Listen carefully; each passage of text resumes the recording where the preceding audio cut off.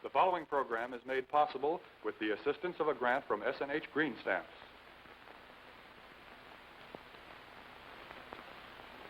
Boeuf bourguignon, French beef stew in red wine. We're going to serve it with braised onions and mushrooms and a wine dark sauce. It's a perfectly delicious dish. I'd better taste.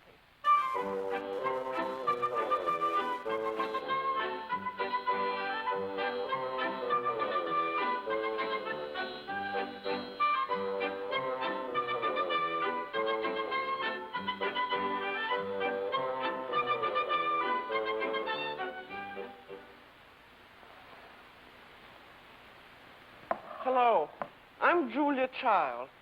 Welcome to the French Chef and the first show on our series on French cooking. We're going to make Boeuf bourguignon, beef stew in red wine. And it's a wonderful show to begin our series on because it shows you so many useful things about French cooking. How to brown meat, how to braise onions, how to saute mushrooms, how to make a wonderful sauce. And you make a Boeuf bourguignon just the way you make any other kind of a stew, like chicken coq au vin. You can make lamb this way or veal this way. And now here's our beef. And I've made quite a few beef stews lately getting ready for this program. And I've tried several different cuts, some from the leg called the top round and the bottom round. And from all the stews I've made, I find that I like chuck the best. So these are various pieces of chuck. This is called the chuck tender, and it comes from the shoulder blade up here.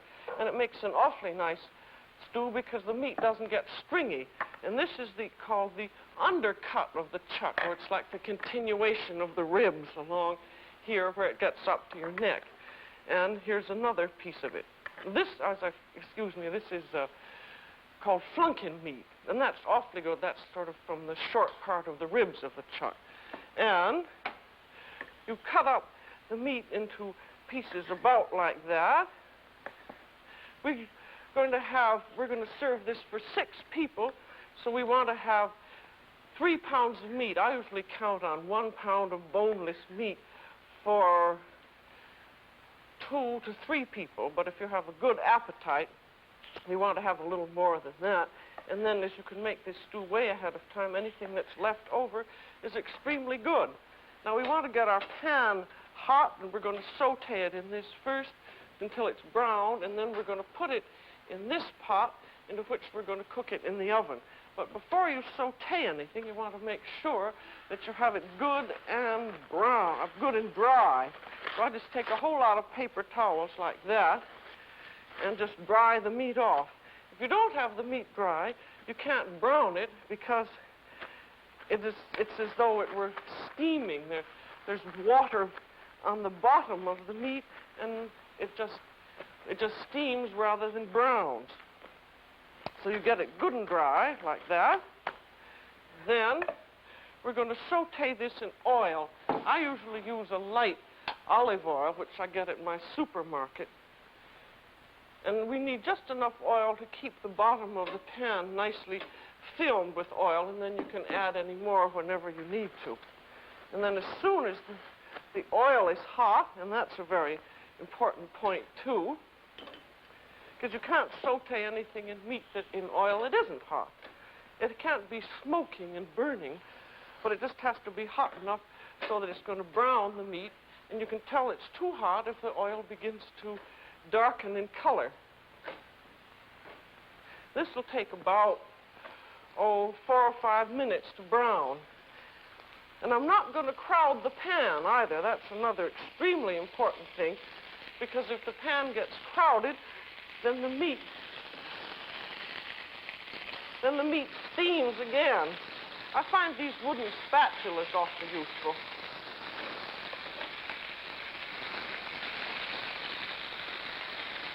Just keep moving it around so it won't stick. As soon as all of it's covered with a little bit of the oil in the pan, then it doesn't stick anymore.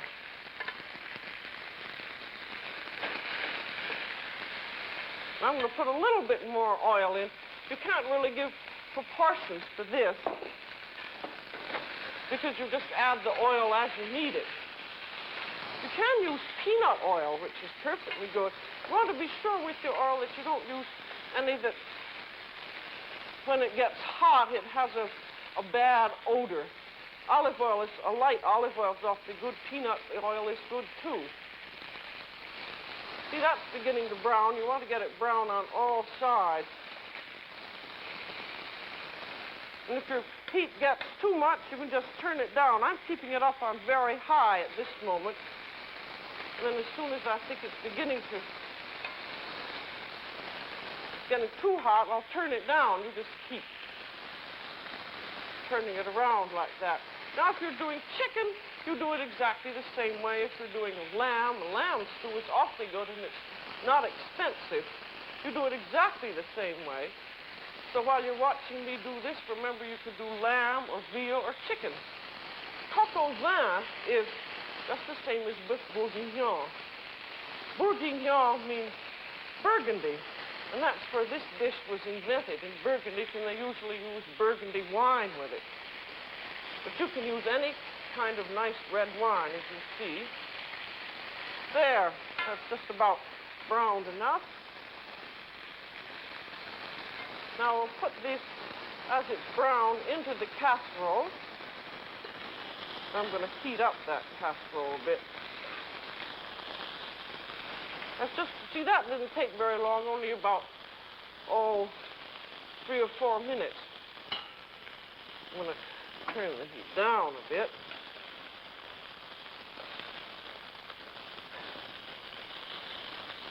These are new tongs and they stick a little bit. Now, we have in here this nice sort of brown bit here that's left over from the browning. And this is part of your treasure of cooking. It's called a glaze, and we're going to deglaze it with our red wine. We're going to use about 3 cups, or about 2/3 the bottle. And this is called deglazing, when you pour the wine in and you're scraping up all this lovely brown coagulated juice, which gives color to your sauce as well as has a lot of flavor in it. Now we just pour that in, and then we're going to add some beef stock to it. We want just enough liquid so that the meat is barely covered. It's called à fleur in French, which means the meat looks like little flowers. That's just about 2 cups of stock in there. And you can use what's very nice, as always, is a homemade beef stock. But if you don't have that, you can use canned beef bouillon, which is very good too. Don't use canned consommé because that tends to be a little bit sweet. Now, while that's coming to the boil, we're going to add the rest of our flavorings here. We're going to put in a little bit of tomato paste, about a tablespoon, about like that. And then we're going to put in some bay leaf, thyme, this is first, about half a teaspoonful. And then a bay leaf. There's a difference in taste between French bay leaves and American bay leaves. And if you want it to taste very French, you buy what they call imported bay leaves. You can get them at almost any supermarket. Then, because this is a bourguignon, we have garlic. So here's a garlic press. You just put the whole garlic in there and go, "Urgh!" That's awfully easy. Then you don't get it over your hands. And now, our stew is just coming to the simmer here. We want to give it a little taste to see whether we've got enough salt in it. You want to be very careful not to oversalt at this point because the sauce is going to reduce. Doesn't taste good now at all because the wine is raw. It needs just a little bit of salt. I'll put in, about a half teaspoon there. And now that's at the simmer, and I'm going to put it in the oven. Now this is going to go in a 325 oven, and it should cook very, very slowly, just at the bare simmer. And once it's in, except for checking the oven to make sure that it isn't bubbling and boiling, you don't have to look at it anymore. Beef takes about 3 to 4 hours to cook, depending on the cut and the tenderness. Lamb takes about 2 hours, and chicken only 30 minutes. And they're all done the same way. And now, while that's cooking, we're going to do the braised onions that go with this.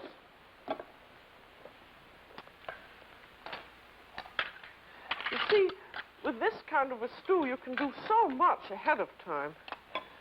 If you can get the beef all done ahead of time and the onions, and then all you have to do at the end is just the final fixings.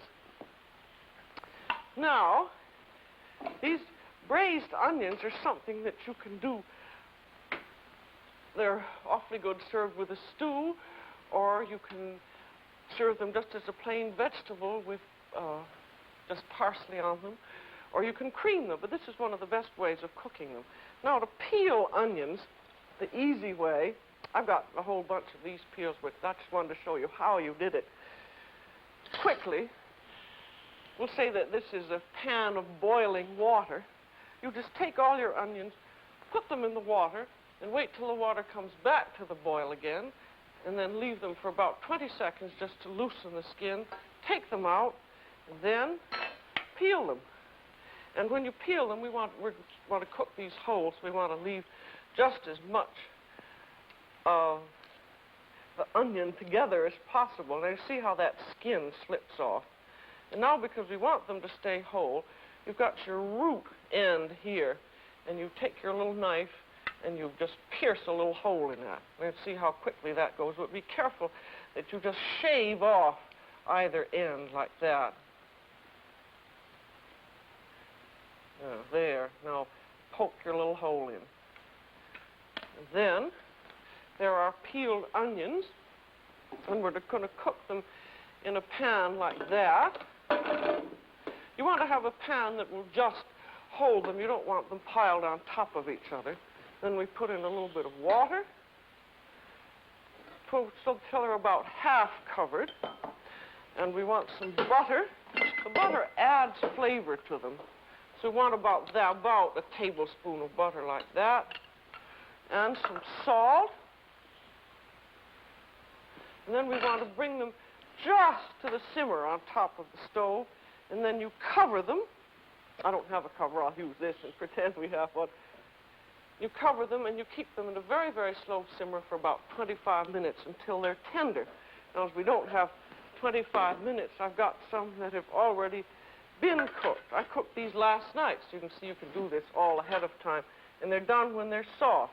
But as you see, they've kept their shape.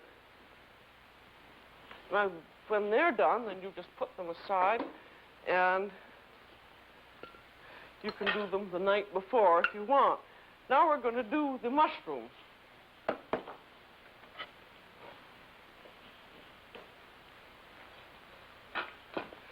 Now, this is the way you always saute mushrooms if they're to be sauteed. But first I want to show you about washing them, because that's important too. Now, we've got these. Here are two mushrooms. These are both fresh ones, but this one is a little bit fresher than that one, and you can tell because the stem is attached to the cap like that. This one is still fresh. If it were not fresh at all, the cap would have spread way out, but it still has that nice curl, so you know it is fresh. And you want to trim a little bit of the stem off if necessary. Most American mushrooms don't have any dirt on the end of them. These are nice and clean, but you always want to wash them because there may be a little sand. And if the cap and stem are open this way, you always want to take the stem out like that. With this one, you don't have to. And then you wash them. You dump them in the water like that. I'll move this over here. And you lift them up with your hands, and any sand that's in them will drop down to the very bottom. Then, when they're all washed, you drain them by lifting them like that. If you took the water and poured the mushrooms into the sieve, of course, all the sand would fall back on them again. And then, before you do anything more about the mushrooms, and particularly if you're going to saute them, they've got to be absolutely dry. So you take a nice clean towel and you dry them off. Because if they're wet, they're not going to brown. What with electric washing machines and everything, you don't have to be upset about using towels for things like this. And now for cutting them, we in this stew, we don't want sliced mushrooms, we want quartered mushrooms. If they're sliced, they disappear a little bit too much. So to quarter them, you just take the cap and do like that. And then we want the stem to look like the cap, so that we just cut it on the bias like that. There, I'll do another one so you'll remember. So you just cut like that. If you have a great big mushroom, you might want to make 3 cuts like that. So they'd all be about the same size, and then your stem is cut on the bias. There, now our mushrooms are all ready, and we're going to saute them. I'm going to use, oh, wait a minute, I'll get rid of this. I'm going to use one of these patent no-stick pans. I like them very much because nothing sticks on them, just as they say, and I use it like an ordinary pan with oil in it and butter. And these are mushrooms as to what they always say, sauteed in butter, but they aren't actually sauteed in butter. They're sauteed in butter and oil. Because if you use just butter, your butter's going to burn, and the mushrooms will taste awful because burned butter doesn't taste well. So the oil fortifies the butter a little bit. In other words, it is able to heat up a little hotter. Now, we have to wait until the butter is hot enough, and you can always tell how hot it is by looking at the butter foam. So that's a very easy way of telling. And when it's foaming up like this, it means that it isn't hot enough. And as soon as the foam begins to subside, the butter is hot, and you can then saute. So it always takes a little while. You just have to be patient and wait. But you can look at that butter foam now.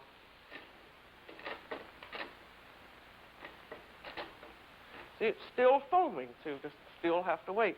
But if you try to saute in something in butter that isn't hot enough, it just isn't, they aren't going to brown. So you have to be a little bit patient if you want success. Now that butter's hot enough, the foam has gone down, so in go the mushrooms. I think I'll have room for them all. Yep, I do. Well, almost. Yep. Well, I'll let them sit for a while over good hot heat. Then what's nice about this pan, you can just shake them like that. And that takes about 2 or 3 minutes. We'll just let them sit for a minute and then keep shaking them. If you wanted to saute them until they were cooked through, would take about 5 or 6 minutes. In this, we're just sauteing them a little bit so that they'll take on flavor. They always have, if you put them right into the stew raw, they just wouldn't have the right taste. So we just have to sit and wait until they're done. Now, this is about all that you can put in this size of pan. If you had twice this much, you'd have to do 2 sets of them. Because if you put more than this in, they'd start steaming, and then the juice would come out. And a properly sauteed mushroom doesn't have any juice. There. Those are just very, very lightly brown. And we can now set them aside. There. And see, these you can do ahead of time. So if you were cooking the stew in the morning or even the night before, you could have your mushrooms ready and your onions ready. And now our stew is cooked long enough, so we're going to get it out of the oven.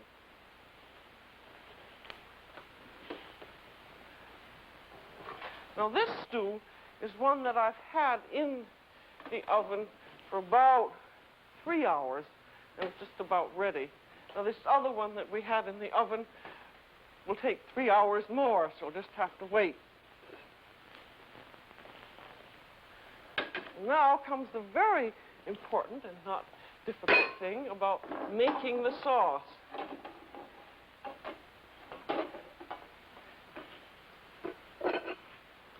And what we're going to do here is just the easiest way to degrease the sauce and to give it its final flavoring is just to pour the whole thing into a saucepan, which we'll do here. I always find a towel awfully useful to have hung around me. There. Then I'll let the sauce drain out, and then we simply put the stew back into the casserole. There.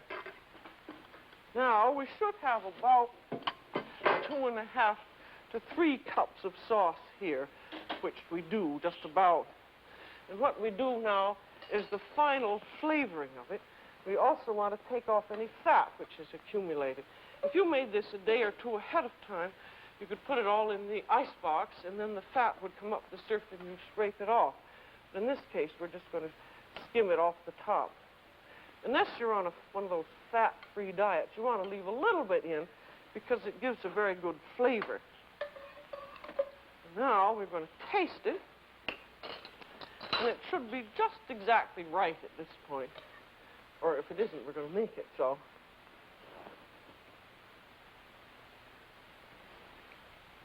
Well, that's very good. I think it needs a little more salt, and it needs some pepper. You don't usually put the pepper into a sauce until just at the end, because pepper sometimes can get a little bit bitter. So this hasn't had any, so this is the pepper going in now. Now I'll just taste it again to be sure. Always remember to taste things, because you can spend quite a bit of time and then forget to taste and find that it isn't just right. If you felt that it didn't have enough garlic, you could put some in now. Or you could put in a little more tomato paste or a little more thyme.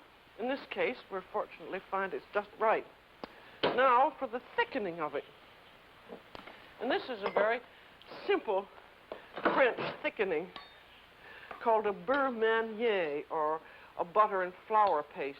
We have about 3 cups of sauce here, so we want 1 tablespoon of flour per cup of sauce, and that'll give it just enough thickening. And we just put the flour into anything handy, like a little bowl, and then have softened butter. About it. Like that. And then we work the butter and the flour together. And it makes what is called a paste, and it's a very quick thickening. It's not what you call a haute cuisine thickening, but it's what you always use for a stew like this. Very typical of either the Boeuf bourguignon or the coq au vin. There, now that's in the paste. And we're going to take the sauce off the simmer. We'll put it on a burner which isn't going, and just put this flour paste in and beat it up. These wire whips are awfully useful. And then we put it over heat again. We want it to bring to the boil.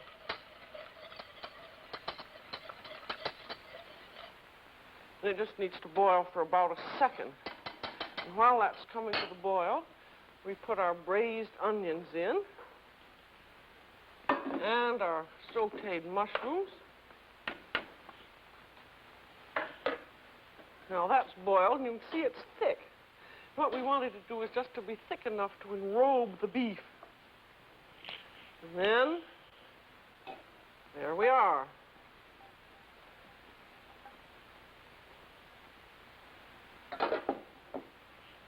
Now, if you want to do this ahead of time, you do it right to this point.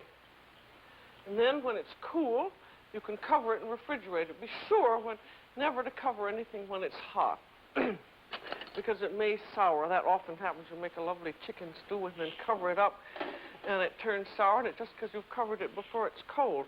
But we're going to serve this right away, so you want to heat it up just a little bit, because you want the flavor of the onions and the beef to all blend themselves with the stew. That's going a little too hard, so I'll put it at the side. There. About 2 or 3 minutes, and if you'd had it in the icebox, you'd heat it up very slowly and baste the meat with the sauce. And then you'd cover it and simmer it very slowly for about 2 or 3 minutes until everything was tender and hot through. So we'll pretend we're doing that. You see that, the wonderful thing about this, so you say, oh, I can't do anything that takes 4 hours to cook, it's impossible. As you see, you don't have to even look at it once it's in the oven. Once you've got the preliminaries done, you can put it all together, put it away. Or you can cook it the next time, or you can cook it the next day if you want. But it's just a lovely stew, and it's a peasant dish, and peasants don't do simple, hearty cooking, and that's just what this is. Well, now this is ready to serve right now.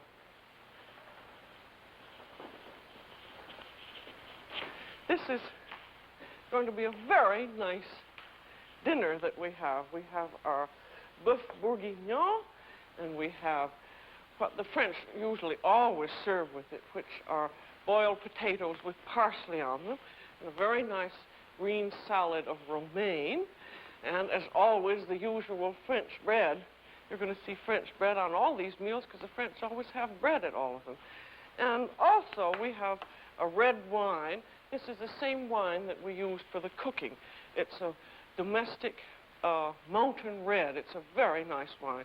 Or if you have lots of money, you can buy a fine Burgundy, except with a beef stew like this, you don't use one of the terribly expensive Burgundies. You use a young, full-bodied wine, because if you had a very old, delicate wine, the stew being very robust would kill the wine. And when you're serving wine, you want to think of how it goes with the meal, or how the beef and the wine marry. Because if this is robust, the wine must be rather robust. Now, next time, we're going to do French onion soup, gratiné. It's one of the really great French soups, and it's fun to make and wonderful to eat. And I hope that you will be with us. And I hope also that you feel that you can make a good stew after having seen this one. As you remember, you can use lamb, chicken, veal, as well as beef, and it's all done exactly the same way. It's only the cooking time that varies. This took 2 or 3 hours. Chicken takes only about 30 minutes. And you remember now how to saute mushrooms. Get the butter hot. Remember how the foam is supposed to look. And don't crowd the pan. Don't crowd the pan either when you're making when you're sauteing beef, or you won't get it brown. This is Julia Child. Welcome to the French Chef, and see you next time. Bon appétit.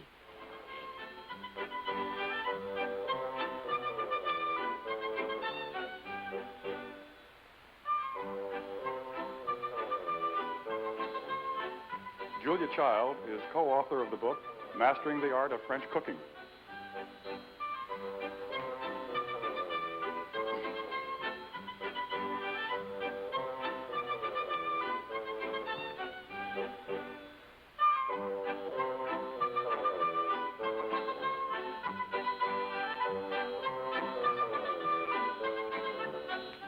Accessories and furniture, courtesy of Design Research.